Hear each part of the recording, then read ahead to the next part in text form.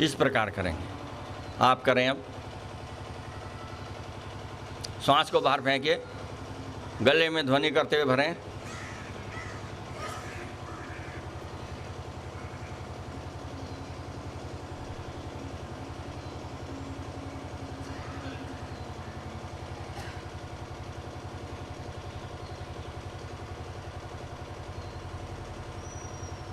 हाँ, ऐसे, बहुत बढ़िया।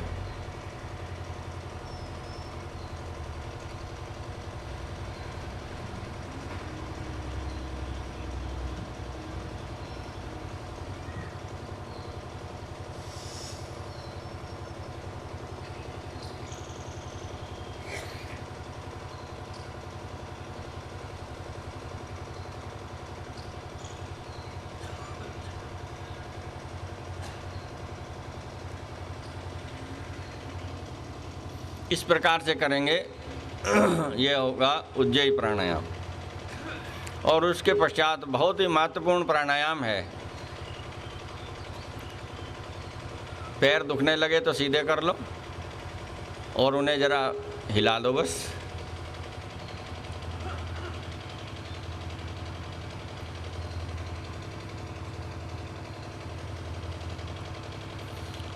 अब उज्जयी प्राणायाम के बाद करेंगे भ्रामरी प्राणायाम। भ्रामरी प्राणायाम बड़ा महत्वपूर्ण है और एक इससे सबसे अधिक जो लाभ होता है वह दूसरे किसी प्राणायाम से वह लाभ नहीं होता। कौन सा लाभ है? जो सबसे पहले बताया था कि हम आत्मदर्शन और ईश्वर दर्शन करने के लिए आए हैं। जब अन्य हम प्राणायाम कर चुके हैं तो शरीर की धातुओं के, इंद्रियों के बहुत सारे दोष हमारे समाप्त हो जाते हैं और जीवात्मा पर पड़ा हुआ जो आवरण है वह क्षीण हो जाता है। एक दिन में नहीं हटता, धीरे धीरे क्षीण होता है और फिर आत्मदर्शन होता है।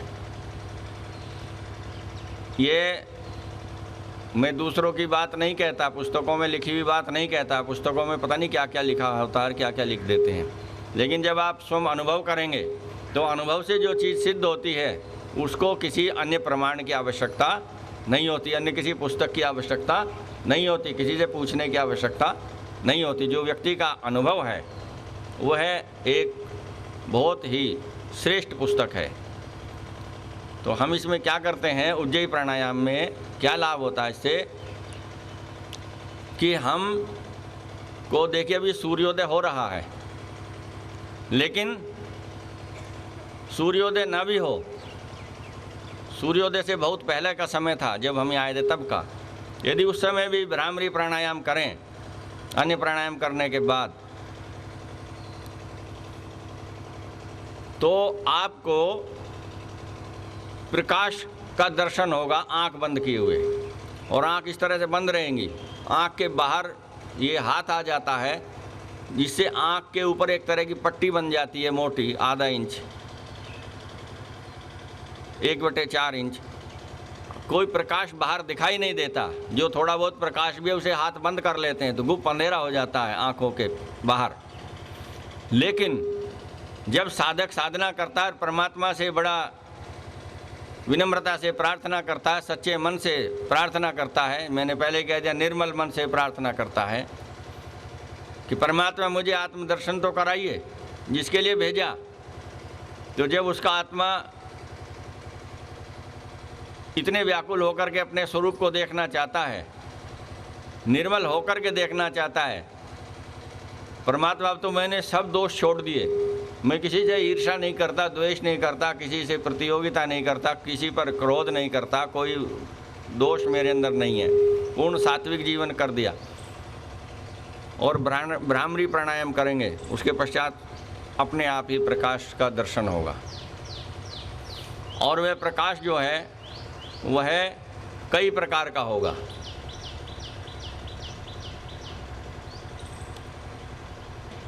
उसको बाद में बताऊंगा कितने कितने प्रकार का है। आज पहले इसकी क्रिया को कर लीजिए। तो भ्रामरी प्राणायाम करने से आत्मदर्शन हमको होता है, प्रतिदिन होता है। जो सच्चे साधक हैं उनको प्रतिदिन होता है। और जैसे सूर्य आँख से वास्तव में अब दिखता है ऐसा सूर्य आँख बंद करके तब दिखता है जब सूर्य होता ही नहीं है। और प्रातःकाल सूर्योदय से पहले तो दिखता ही दिखता है। जब साधना निरंतर उच्च कोटि की होती चली जाती है, हमारा तन मन वाणी कर्म सब पवित्र होते चले जाते हैं, फिर हम जब रात के 9 बजे भी बैठ करके साधना करें, 10 बजे भी साधना करें रात को भी, तब भी सूर्य इसी प्रकार से आंख बंद करके दिखाई देता है।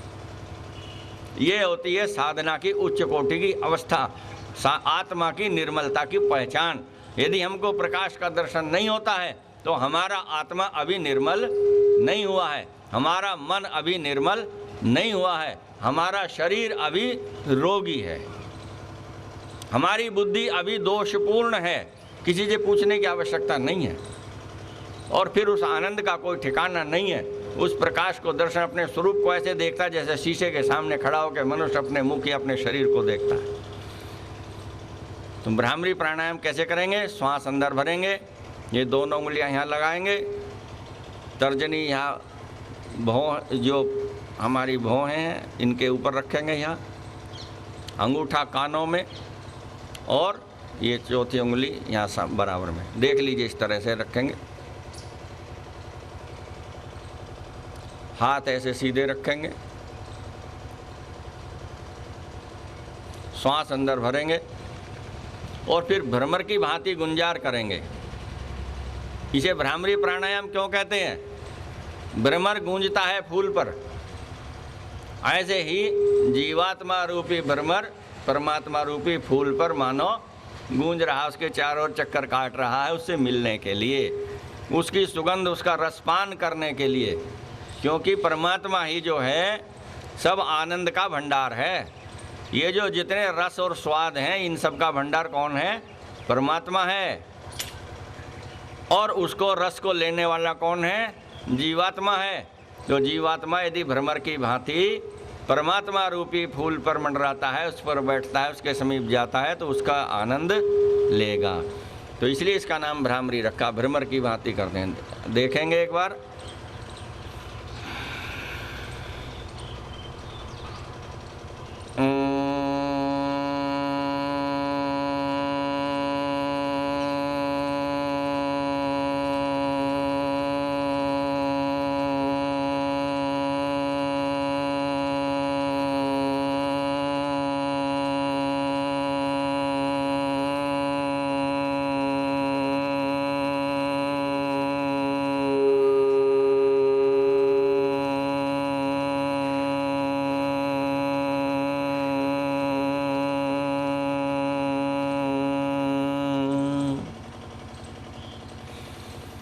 इस प्रकार से करेंगे। आपका मन नहीं करेगा हाथ हटाने को,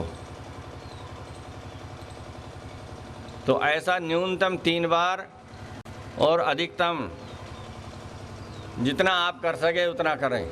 चाहे 21 बार करें, चाहे 51 बार करें, चाहे 101 बार करें, जितने आप कर सकते हैं उतना करें। इस प्राणायाम से किसी प्रकार की कोई हानि नहीं है, चाहे कितना ही अधिक करें।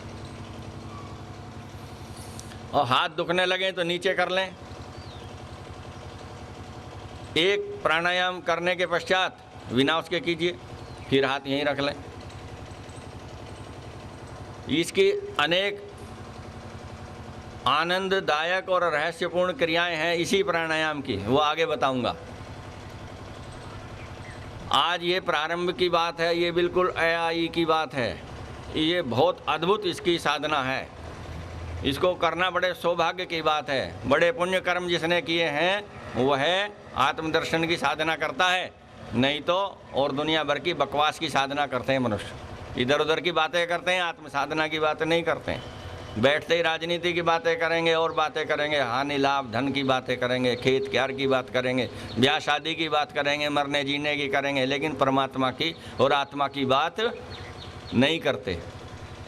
तो जिसका सौभाग्य, बड़ा सौभाग्य है, वो तो वार्ता करता है। जो उससे भी भाग्यशाली है वो आत्मा के दर्शन की क्रिया को करता है। करें।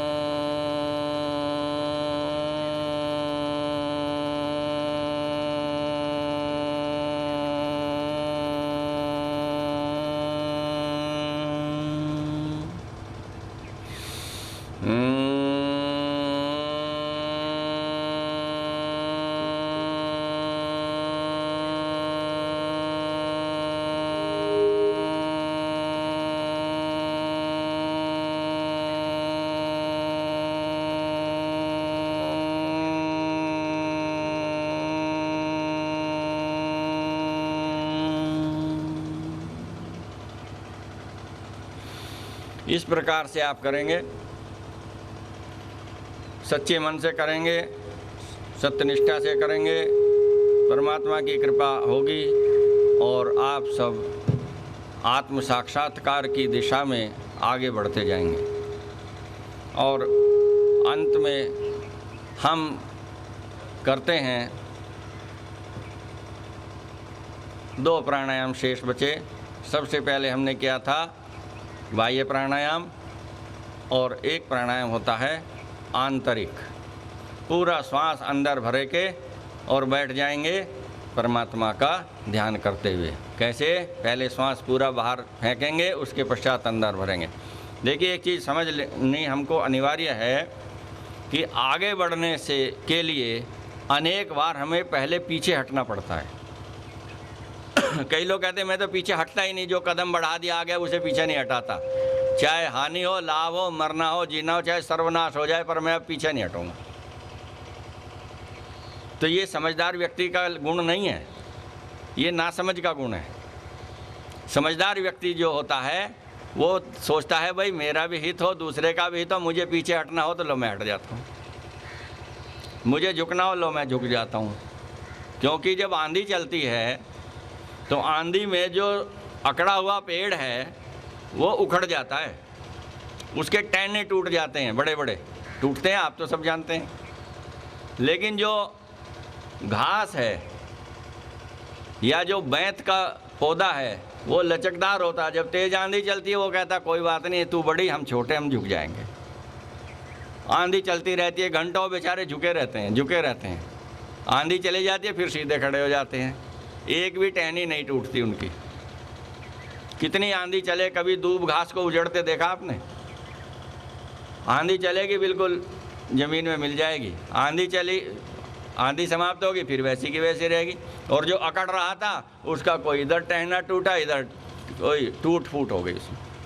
तो जो अभिमान है, अकड़ है, वो ठीक नहीं है। अभिमान हमें हानि देता है और विनम्रता जो है हमें लाभ देती है। हम कितने भी धनवान हो जाएं, कितने भी सुंदर हो जाएं, कितने भी विद्वान हो जाएं, कितने भी बड़े पद पर पहुंच जाएं, कितना भी हमारे पास ज़मीन जायदाद हो जाए, हमें उतना ही अधिक विनम्र हो जाना चाहिए। जितना हमारे पास धन बढ़ता जाए, चाहे विद्या का धन हो, चाहे स्वास्थ्य का धन है, चाहे पद का धन है, चाहे वास्तविक भौतिक धन है, उतना ही अधिक हमें विनम्र होते चले जाना चाहिए। तो समझ लीजिए हम उन्नति कर रहे हैं, और जितना उसका अभिमान हो जाएगा समझ लिए हम उतनी ही अवनति की ओर जा रहे हैं, पतन की ओर जा रहे हैं। तो हमको कई बार पीछे हटना पड़ता है आगे बढ़ने के लिए। आप कहेंगे ऐसा नहीं होता, मैं उसका प्रत्यक्ष उदाहरण देता हूँ। देखिए, दौड़ देखी आपने, ऊंची कूद, लंबी कूद तो देखी है, खूब लड़के दौड़ते हैं। यदि यहाँ से किसी को कूदना हो वहाँ खड़ा कर दीजिए उसे, लाइन खींच के कि यहाँ से कूदो, कितनी ऊंची कूद, लंबी कूद करते हो तुम, कूद जाएगा कोई? कितना कूदेगा यहाँ से? 1 फीट, 2 फीट, 4 फीट। लेकिन यदि उसे 10 और 12 फीट कूदना है तो वह पहले वहाँ जाएगा दीवार के पास, पीछे हटेगा। जितना उसे कूदना है उससे कम से कम 4 गुना पीछे हटना पड़ेगा। ठीक इसी प्रकार हमें जितनी उन्नति करनी है उससे कम 4 गुना विनम्र होना पड़ेगा। यदि नहीं हो सकते तो हम उन्नति को भी प्राप्त नहीं हो सकते। इसलिए पीछे हटना। और जब वह वहाँ से दौड़ कर आएगा और जहाँ पाला खींचा निशान लगा वहाँ से छलांग लगाएगा, आगे कूद जाए। नाला आ जाए, कुछ आ जाए, आप उस पर खड़े होकर के नहीं कूद सकते, आप पीछे हटेंगे और दौड़ करके कूद जाएंगे। तो पीछे हटने वाला आगे निकल जाता है और वहीं खड़ा हुआ अकड़ा रहने वाला वहीं खड़ा रह जाता है। तो इसमें पीछे हटते हैं हम इस प्राणायाम में। कैसे हटते हैं पीछे? पहले सारा श्वास बाहर फेंकते हैं और फिर सारा श्वास अंदर भर करके बैठ जाते हैं शरीर को लाभ देने के लिए। पहले सारे फेफड़े खाली हो जाते हैं, फिर ताज़ा श्वास अंदर भर लेते हैं वायु, और सारे फेफड़े जो हैं वो उनकी सब कोशिकाएं वे सब भर जाती हैं। लगभग 7 अरब 30 लाख कोशिकाएं हैं फेफड़ों के अंदर, दोनों के अंदर। और हमारी कोशिकाएं प्रतिदिन कठिनाई से 20 या 25% काम करती हैं। हम जितना सांस लेते हैं वो 1/4 भी सांस हम नहीं लेते जितना हमको लेना चाहिए, तो फेफड़े की वे जो 75% कोशिकाएं हैं वे निष्क्रिय पड़ी रहती हैं और 50 वर्ष के पश्चात वे निर्जीव होने लगती हैं, मरने लगती हैं, फिर वे काम नहीं करती। इसलिए पूरा प्राण यदि हम भर देते हैं तो सब वे 7 अरब की 7 अरब कोशिकाओं में प्राणवायु भर जाता है और वे 24 घंटे के लिए स्वस्थ हो जाती हैं। कैसे करते हैं आप? ये साधना के लिए बड़ा सुंदर प्राणायाम है।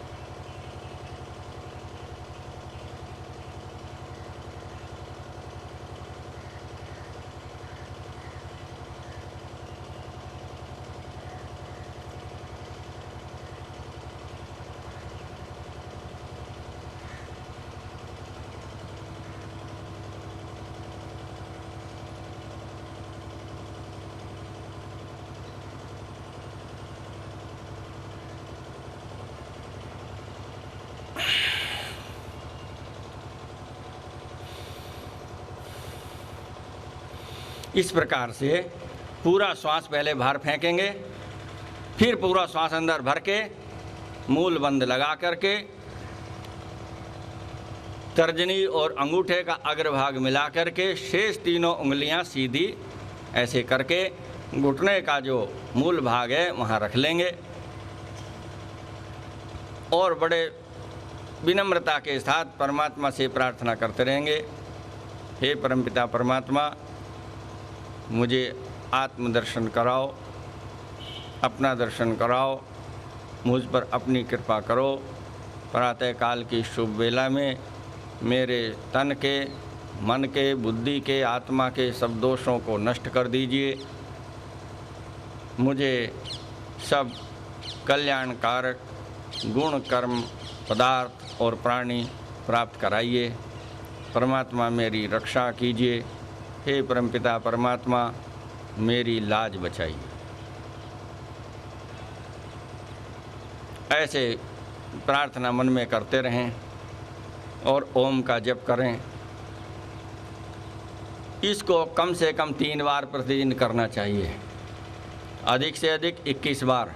जो व्यक्ति इस आंतरिक प्राणायाम को प्रतिदिन न्यूनतम 3 बार, अधिकतम 21 बार करता है, निश्चित रूप से वह एक उच्च कोटि का साधक बन जाता है। कोई रोक नहीं सकता उसको।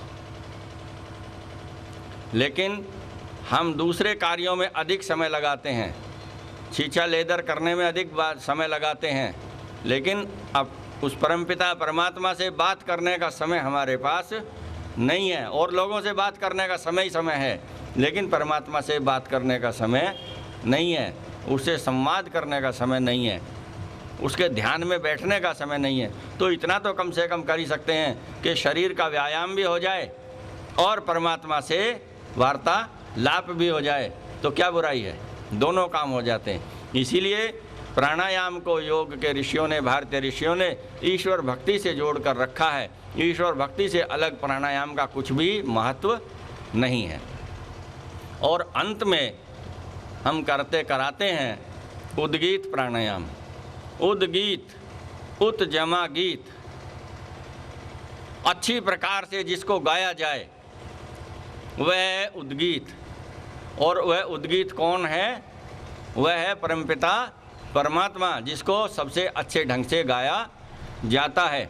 तो हम परमात्मा का जो सर्वोत्तम नाम है उसको बहुत सुंदर ढंग से गाते हैं और प्राणायाम भी करते हैं। तो परमात्मा की भक्ति भी वह भी सर्वोत्तम विधि से और बिना कोई कष्ट उठाए, कहीं जाना नहीं, आना नहीं, कोई खतरा नहीं किसी का, चोर का, डाकू का, चोट का कोई खतरा नहीं, गिरने का डर नहीं, और ईश्वर की भक्ति भी और शरीर की शक्ति भी, सब प्रकार का लाभ ही लाभ। उसको कैसे करते हैं?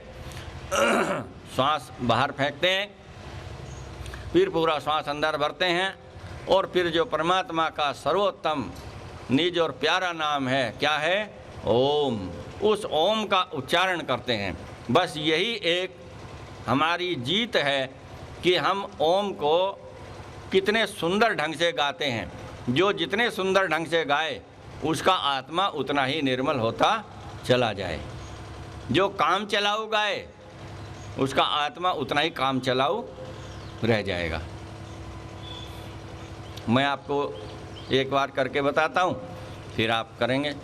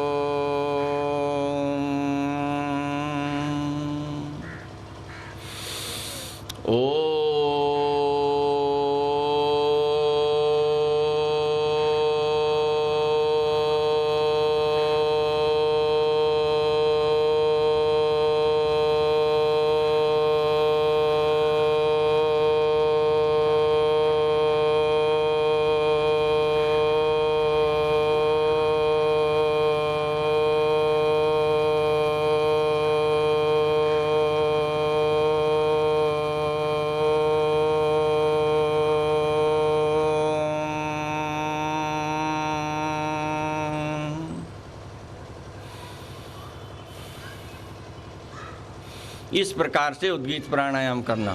संसार का कोई विषय, कोई वस्तु, कोई व्यक्ति, कोई कार्य मन में नहीं लाना। सबसे नाता तोड़ो, ईश्वर से नाता जोड़ो। कम से कम इतनी देर के लिए तो जोड़ लो, 3 प्राणायाम के लिए समय तो जोड़ लो। 24 घंटे में इतना तो कर सकते हैं। क्या 1 मिनट भी नहीं रहा परमात्मा के नाम का? जिसने हमें इतना सुंदर जीवन दिया, ऐसा सुंदर शरीर दिया, ऐसे निर्मल बुद्धि दी, ऐसा पवित्र विचार दिए, सब कुछ सुंदर ही सुंदर दिया। सुंदर घर मकान दिए, धन धान्य दिए, पुत्र पौत्र दिए, रिश्तेदार संबंधी दिए, एक दूसरे के सुख दुख के साथी पति पत्नी दिए, पशु पक्षी दिए, सब कुछ हमें दिया। क्या हम उसका धन्यवाद करने के लिए, उसका नाम याद करने के लिए 3 सांस भी हमारे पास नहीं रहे? मैं तो अधिक बात ही नहीं कर रहा, घंटे 2 घंटे की साधना की बात ही नहीं कर रहा, 3 सांस की बात करता हूँ। क्या 3 श्वास में भी परमात्मा का नाम नहीं ले सकते? जो 3 श्वास में भी परमात्मा का नाम नहीं ले सकता, वह फिर मनुष्य कहलाने का अधिकारी नहीं है। अरे 3 सांस तो ले लो, 24 घंटे सब काम करो। सोने के लिए 8-10 घंटे चाहिए, खाने के लिए बहुत देर चाहिए, बात करने के लिए बहुत चाहिए, टीवी देखने के लिए बहुत समय चाहिए, लेकिन परमात्मा का नाम लेने का समय आया, अजय वो समय ही नहीं मिलता। क्या करें? उसके लिए समय ही नहीं मिलता। समय है आपके पास बहुत समय है, लेकिन आप उसके लिए समय वास्तव में निकालना नहीं चाहते। क्यों? क्योंकि जो समय परमात्मा की भक्ति के लिए निकलना चाहिए उस समय तो सोए रहते हैं, जिस समय परमात्मा की भक्ति करनी चाहिए उस समय तो टीवी देखते रहते हैं। जब मन, आत्मा, बुद्धि सब शरीर सब परमात्मा की भक्ति में लगें तब अन्य व्यर्थ के कार्यों में हम लगे रहते हैं। तो मैं तो आपसे इतनी विनती करता हूँ कि 3 श्वास तो परमात्मा के नाम के रख ही लीजिए सवेरे और 3 श्वास शाम को। इतना तो कम से कम कोई भी कर सकता है। आप उद्गीत प्राणायाम करेंगे जोर से, ये जो उद्यान है, ये प्रांगण है, गूंज जाना चाहिए। सब लोग जोर से श्वास भरेंगे और पूरे जोर से ओम का उच्चारण करेंगे। मैं भी करूँगा, बच्चे भी करेंगे, सब करेंगे। सब आसन लगा के बैठ जाएं और सब हाथ यहाँ रखेंगे और श्वास भरेंगे और सब ओम का उच्चारण करेंगे 3 बार। ओ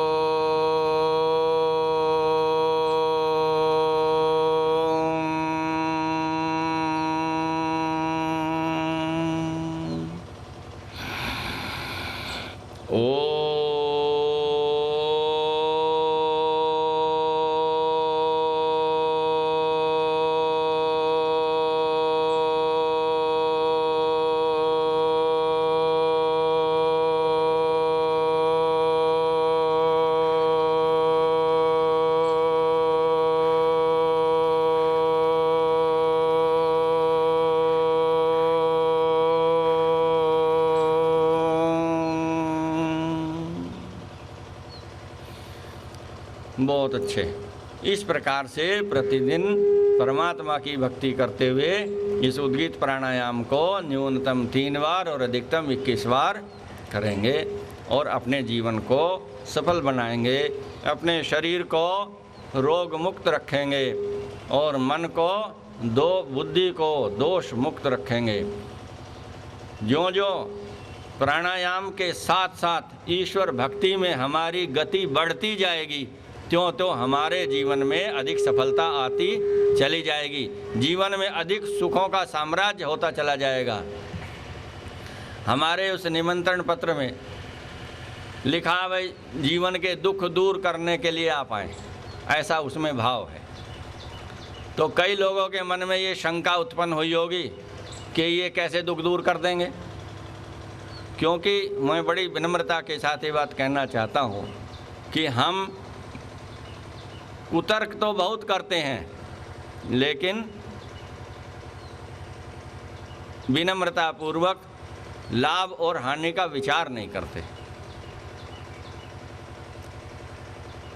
जब हम सब प्रतिदिन प्राणायाम करेंगे और ईश्वर की भक्ति करेंगे, हमारे शरीर के दुख दूर होंगे, हमारे मन के दुख दूर होंगे, हमारी बुद्धि के दोष दूर होंगे, हमारे जीवात्मा की पवित्रता बढ़ेगी, उसके दोष दूर होंगे। हम फिर उसके बाद क्या करेंगे? शुभ कर्म करेंगे। शुभ कर्मों का फल क्या होता है जी? आप तो सब जानते हैं। शुभ कर्मों का फल बताइए क्या होता है? सुख होता है या दुख होता है? शुभ कर्मों का फल है सुख और दुष्कर्मों का फल है दुख। जिसका मन, बुद्धि, आत्मा तन ये पवित्र हो गए, निरोगी हो गए, उसके कर्म हो जाएंगे पवित्र। वह शुभ कर्म करेगा, शुभ कर्म करेगा तो परमात्मा का अटल विधान है कि जो भी जीव शुभ कर्म करेगा परमात्मा उसको सुख ही सुख देगा। जो अशुभ कर्म करेगा परमात्मा उसको दुख देगा। उसके यहाँ तो कर्म भोग का नियम है, कर्म फल का नियम है, वो उससे बच नहीं सकता। तो जो जितने शुभ कर्म करेगा उसको उतना ही अधिक सुख मिलेंगे, जो जितने अधिक दुष्कर्म करेगा उसको उतने ही अधिक दुष्कर्म का फल दुख मिलेगा। तो हम दुख कैसे दूर करते हैं? तन के रोग दूर करने की क्रिया बता करके, मन के, बुद्धि के, आत्मा के दोष दूर करने की क्रिया बता करके, प्राणायाम और ईश्वर भक्ति के माध्यम से हम इनको निर्मल करने का प्रयास करते हैं। आपका, हमारा सबका जीवन जो है वो दोष और दुख मुक्त हो जाता है और फिर हमारा जीवन सफल हो जाता है। इस प्रकार से दुख दूर होते हैं।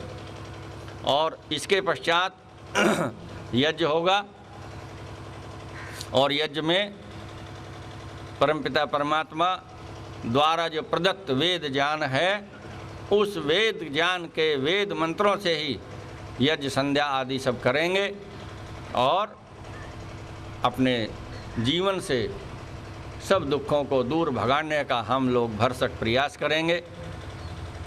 ये प्राणायाम की प्रक्रिया यहीं रोकते हैं।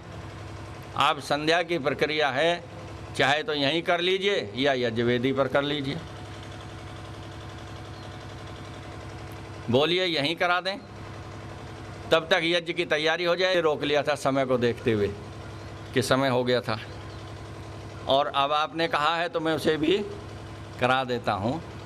नहीं तो आप सोचेंगे देखो हमारी बात नहीं रखी, क्योंकि आज डर बहुत लगता है। तो एक प्राणायाम है अनुलोम और विलोम, ठीक है, अर्थात सीधा और उल्टा। तो हम क्या करते हैं, इसकी 3 गतियां हैं, 3 गतियों से होता है, 3 प्रकार से होता है, जो मुझे मेरे योग के गुरु ने सिखाया। पहला मंथर गति से, दूसरा मध्यम गति से और तीसरा तीव्र गति से। मैं तीनों गति से आपको करके दिखाता हूँ। किसको कौन सा करना चाहिए ये भी बताता हूँ। देखिए, मंथर गति से उसको करना चाहिए जिसका रक्तचाप बढ़ जाता हो। ईश्वर में ध्यान लगाना है, मंथर गति से करते रहिए। मध्यम गति से वे लोग करेंगे कि जो मंथर गति से, उसे तो अस्वस्थ भी कर सकते हैं बैठ करके, लेकिन जो स्वस्थ हैं वे मध्यम गति से भी कर सकते हैं। और जिनका रक्तचाप बढ़ता नहीं है वे तीव्र गति से भी कर सकते हैं। मैं आपको तीनों गतियों से, तीनों प्रकार से करके दिखाता हूँ। आपका शरीर जिसको अनुमति दे आप वह करें, सब नहीं करें, एक दूसरे की देखा देखी नहीं करें। मैं तो सब कर लेता हूँ, आप ये ना सोचना कि हम तो ये तीव्र वाला ही करेंगे। आपका शरीर जिसकी अनुमति दे, पहले अपना ब्लड प्रेशर जरूर नपवा लें। जिसका बढ़ा हुआ हो वो मंथर गति से ही करे। कैसे? इस अंगूठा इधर रखेंगे, उंगलियां सीधी रखेंगे, इस नासिका से श्वास लेंगे, इधर से बंद कर देंगे, इसे छोड़ देंगे, फिर इधर से बंद कर देंगे, इधर से छोड़ देंगे, इधर से लेंगे सांस, इधर छोड़ देंगे। इस प्रक्रिया से करेंगे। कैसे करेंगे देखें एक बार। आप तो करते ही हैं प्रतिदिन, आप जरा देखिए।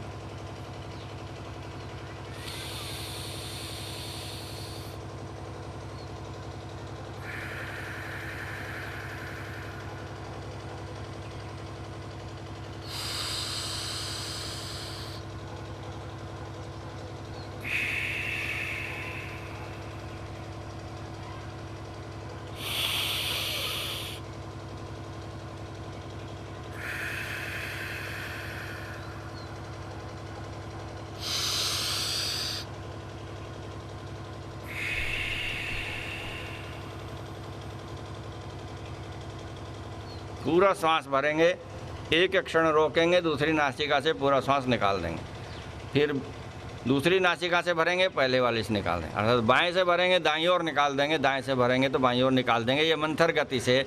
इसकी पहचान क्या है कि बस उसकी ध्वनि अपने आप को ही सुनाई दे, पास में बैठे हुए को भी सुनाई नहीं देवे। ये मंथर गति से बहुत लाभकारी है। दूसरा मध्यम गति से, अर्थात अपने आप को भी उस प्राणायाम की ध्वनि सुनाई दे और पड़ोस में कोई बैठा हो तो उसे भी सुनाई दे जाए। उसको कैसे करेंगे?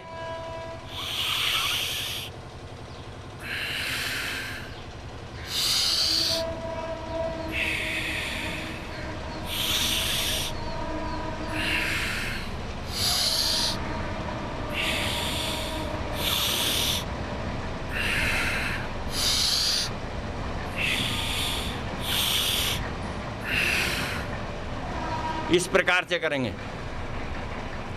और तीव्र गति से कैसे करेंगे? तीव्र गति से भी देख लीजिए।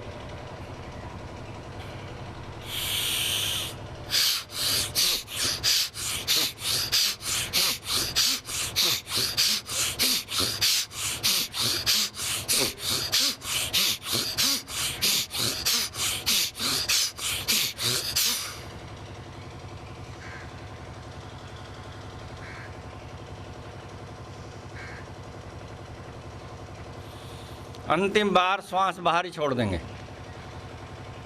और श्वास लेने की व्याकुलता बहुत अधिक न हो जाए तब तक श्वास नहीं लेंगे और ओम का ध्यान करते रहेंगे। इसकी ये 3 प्रकार की गतियां हैं।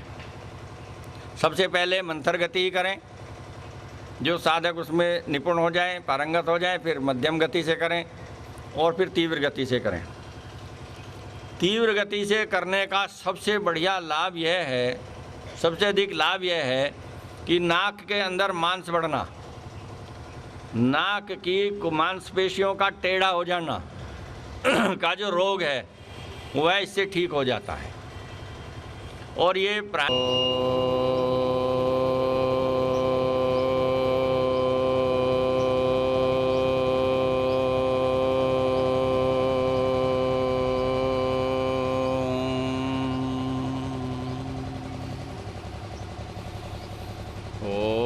विश्वानि देव सवितर्दुरितानि परासुव यद्भद्रं तन्न आसुव। ॐ हिरण्यगर्भः समवर्तताग्रे भूतस्य जातः पतिरेक आसीत् सदाधार पृथिवीं द्यामुते मां कस्मै देवाय हविषा विधेम।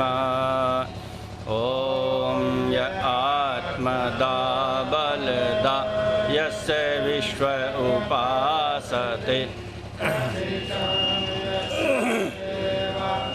यस्य छाया अमृतं यस्य मृत्योः कस्मै देवाय हविषा विधेम। ॐ यः प्राणतो निमिषतो महित्वैकैद्राजा जगतो बभूव य ईशे अस्य द्विपदश्चतुष्पदः कस्मै देवाय हविषा विधेम। ॐ येन दौरुग्रा पृथिवी च दृढा येन स्वहस्तभितं येन नाकः यो अन्तरिक्षे रजसो विमानः कस्मै देवाय हविषा विधेम। ॐ प्रजापतेन त्वदेतानन्यो विश्वा जातानि परिता बभूव यत्कामस्तेजोमस्तन्नो अस्तु वयं स्याम पतयो रयीणाम्। ॐ सनो बन्धुर्जनिता सुविधाता धामा वेदभुवनानि विश्वा यत्र देवा अमृतमानसा नास्त्रितीये धामन्नधैरयन्त ॐ अग्ने नय सुपथाराय अस्मान् विश्वानि देववयुनानि विद्वान् योऽध्यस्मज्जोहोराणमेनो भूयिष्ठान्ते नम उक्तिं विधेम इति ईश्वर स्तुति प्रार्थनोपासना आचमन करेंगे। ओम अमृतापिधानमसि स्वाहा। ओम सत्यं यश श्रीमय श्री श्रियतां स्वाहा।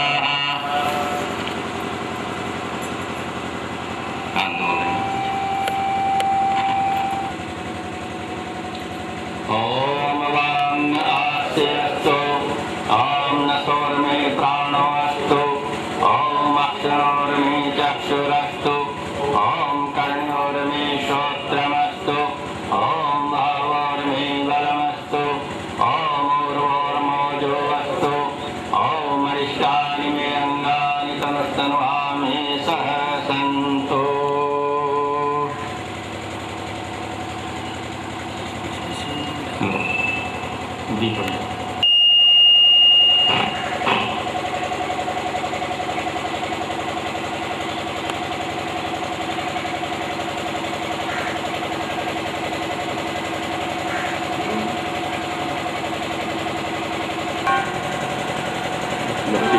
बत्ती दबा दी पहले से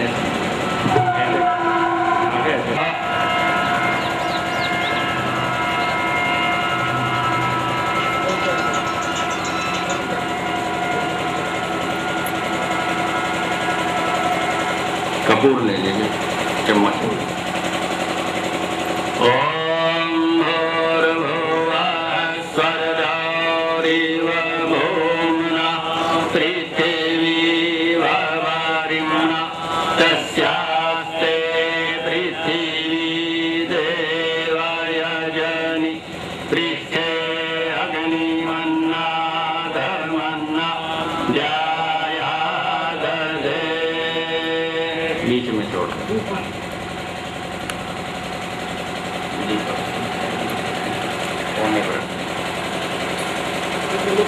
ओम बलबोध्यस्वाग्ने प्रतिजानिष्ठापूर्ते संश्रियेथामयञ्च अस्मिन् सद्यस्ते अद्युतरश्मि विश्वे देवाय जमानस्य सीदत।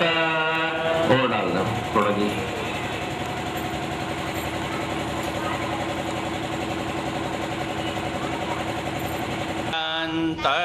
आत्मा जात वेदस्तेने धस्व वर्धस्व चेद्धवर्धाय चास्मान् प्रजया पशुभिर्ब्रह्म वर्चस्य नानादेन समेधाय स्वाहा। इदं अग्नये जातवेदसे इदन्नमः। दूसरे लीजिए। ओम समिधाग्निं धुवश्चतघृतैर्बोधयतातिथिम् आस्मिन् हव्याजुहोतन स्वाहा। इदम् अग्नये नमः। ओम सुसमिद्धाय शोचिषे घृतं तीव्रं जुहोतन अग्नये जातवेदसे स्वाहा। इदम् अग्नये जातवेदसे इदन्नमः।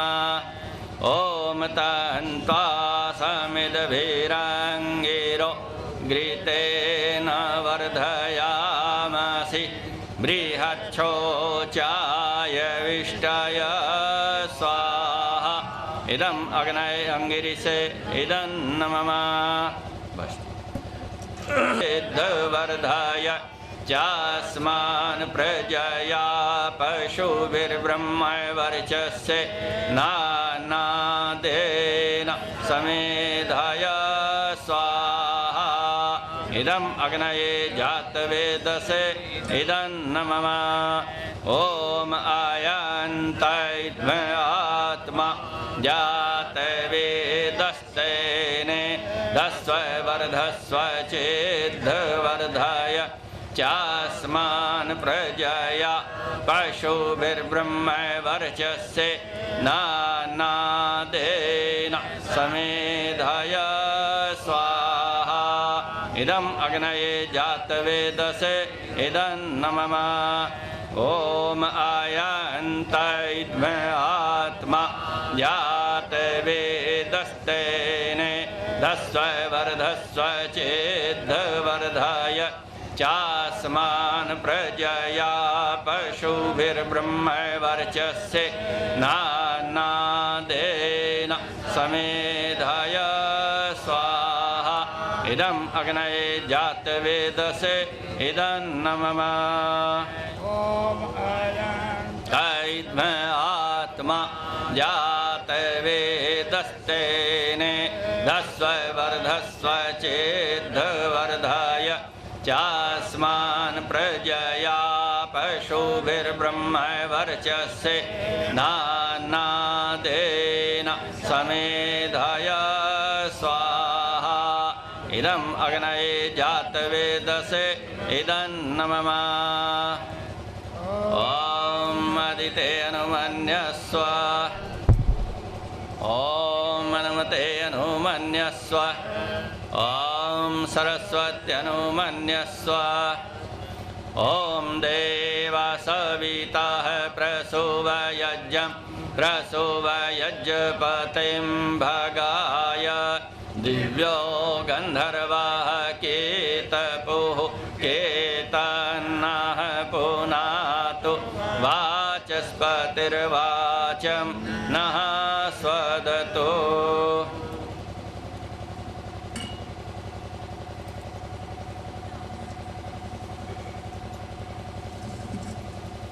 घी की आहुति, पहली आहुति उत्तर दिशा में समिधाओं पर ऐसे धार बांध के, दूसरी आहुति दक्षिण दिशा में समिधाओं पर धार बांध के, बाद की दो आहुतियाँ मध्य में घी की। ओम अग्नये स्वाहा। इदम अग्नये इदन्न मम। ओम सोमाय स्वाहा। इदम सोमाय इदन्न मम। ओम प्रजापतये स्वाहा। इदं प्रजापतये इदन्न मम। ओम इंद्राय स्वाहा। इदं इंद्राय इदन्न मम।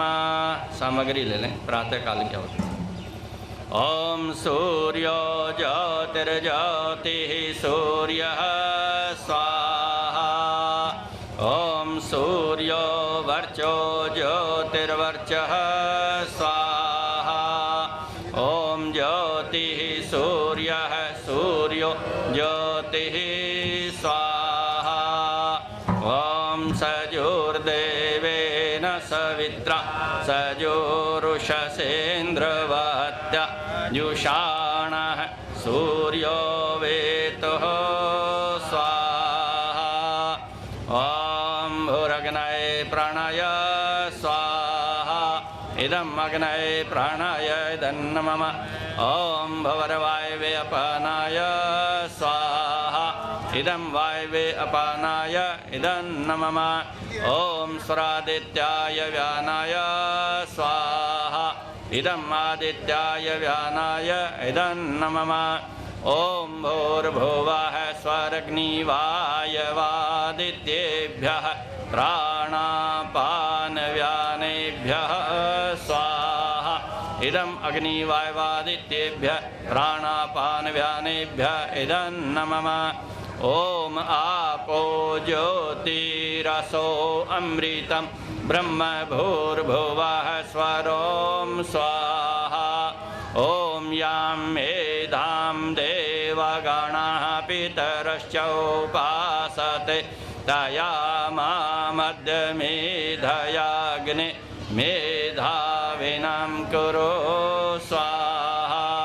ॐ विश्वानि देव सवितर्दुरितानि परासुव यद्भद्रं तन्न आसुव स्वाहा। ॐ अग्नेनाय सुपथराय अस्मान् विश्वानि देववयुनानि विद्वान् यूयोध्यस्मज्जुहोराणमेनो भूयिष्ठान्ते नम उक्तिं विधेम स्वाहा। संध्याकालीन की आहुति देंगे। पहली आहुति उसी तरह से उत्तर में, दूसरी दक्षिण में, दो मध्य में, घी की केवल, बस यदि बीच में कर दो। ओम सोमाय स्वाहा इदं सोमाय इदं नमः। ओम प्रजापतये स्वाहा इदं प्रजापतये इदं नमः। ओम इंद्राय स्वाहा इदं इंद्राय इदं नमः। ओम अग्निर्ज्योतिर्ज्योतिरग्निः स्वाहा। ओम अग्निर्वर्चो ज्योतिर्वर्चः स्वाहा। ओम स्वाहा। ओम सजोर्देवेन सवित्रा सजोरात्रयेन्द्रवत्या जुषाणो अग्निर्वेतुः स्वाहा। ओम भूरग्नये प्राणाय स्वाहा इदं अग्नये प्राणाय इदं नमः।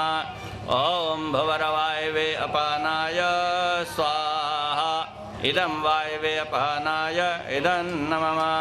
ओम स्वादित्याय व्यानाय स्वाहा इदं आदित्याय व्यानाय इदं नमः।